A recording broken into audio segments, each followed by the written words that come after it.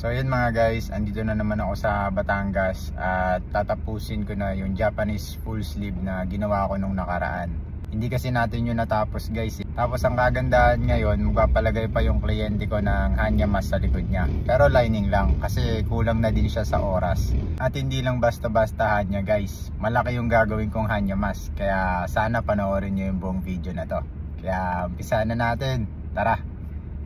At dito guys, nagulat ako sa client ko kasi pinadugtungan pa niya sa akin hanggang sa dibdib niya. Ang napag-usapan lang kasi namin guys ay full sleeve at saka sa likod. Kaya hindi ko expected na magpapalagay pa siya sa dibdib. At ang sabi ng client ko ay i-freehand ko na lang daw yung bulaklak. Okay lang daw sa kanya yon. Tapos medyo ipantay ko na lang daw dun sa kabilang dibdib niya yung mga wave. Ang sabi niya sa akin, gustong gusto niya daw yung mga bulaklak na nilagay ko sa kanya. Kaya yun, peony pa rin yung ilalagay natin guys.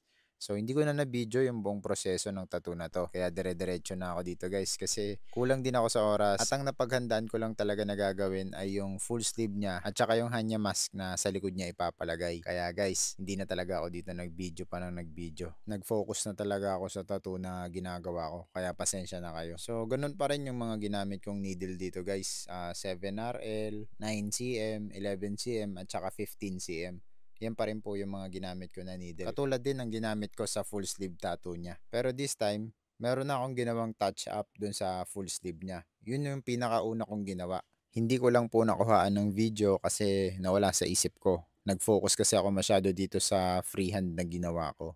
Pero yun talaga guys yung pinakauna kong ginawa. Sa isang full sleeve tattoo pala tapos Japanese style, mas okay talaga guys na mag-touch up kayo para pagka tumagal, solid na solid pa rin yung tattoo. Hindi rin kasi normal yung ginawa naming session sa sleeve niya. Dalawa lang yun guys, kaya may time talaga na binibilisan natin.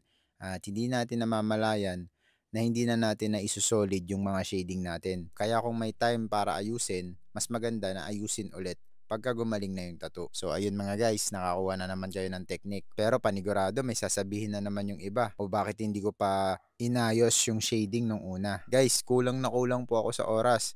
At marami po akong kilalang sikat na tattoo artist na gumagawa ng Japanese tattoo.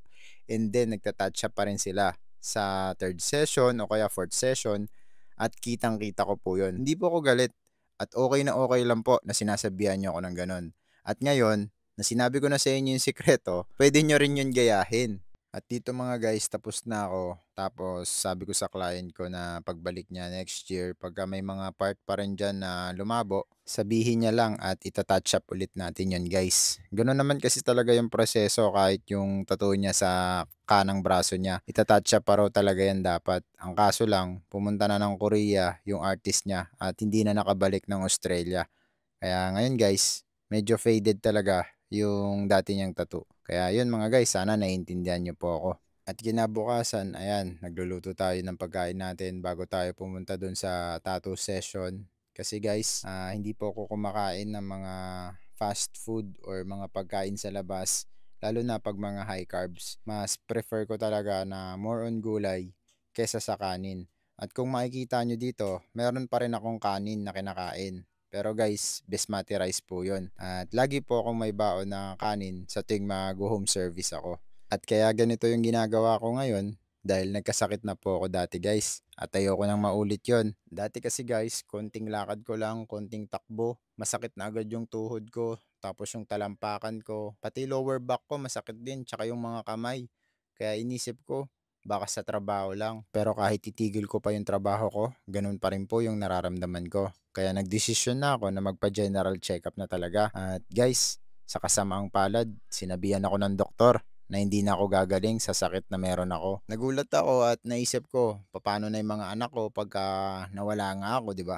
Siyempre, hindi natin expected na isang tao lang din yung makakapagsabi ng ganun. Kaya, yun, inisip ko magbakasyon na lang muna ako at mag-enjoy sa buhay kasama yung mga anak ko. Kesa naman isipin ko at magpa-hospital agad ako. Tapos yung doktor hindi sigurado na kaya niya akong pagalingin. Kaya hindi talaga ako nagpagamot guys. Pero syempre, hindi lang basta relax yung ginawa ko. Marami akong isinakripisyo. Unang-una na dyan yung pagkain ng mga walang lasang pagkain. Yan yung una kong ginawa sa sarili ko na binago ko. Tapos yung pag-inom ng alak, Hindi ko na talaga yung ginawa ng 2 taon mahigit. Kaya malaking bagay na talaga yung nagbago sa buhay ko. At after ng 1 taon na pagda-diet at pagkain ng mga low salt na pagkain, gumanda na po yung mga lab result ko. Kaya masayang masaya talaga ako guys. O siya, pabayaan na muna natin yung naging sakit ko. Marami kasing nagtatanong kung bakit sobrang payat ko ngayon. Yan po talaga yung dahilan. Kaya sana nasagot ko na po. So dito, sa tattoo na to, medyo mapapalaban pala ako. Kasi tignan nyo naman kung gaano kalaki yung gagawin ko, di ba guys? Nakaka-excite kasi ang sarap magtattoo ng mga ganito kalaki. Pagka ganito kasing size yung tattoo mo, halos lahat ng makakita magugulat talaga eh. Kasi nakayanan mo yung pain. Ang problema lang, syempre lining lang yung gagawin natin ngayon. Pero next year, pagkabalik niya ulit dito sa Pilipinas, tatapusin na daw namin to.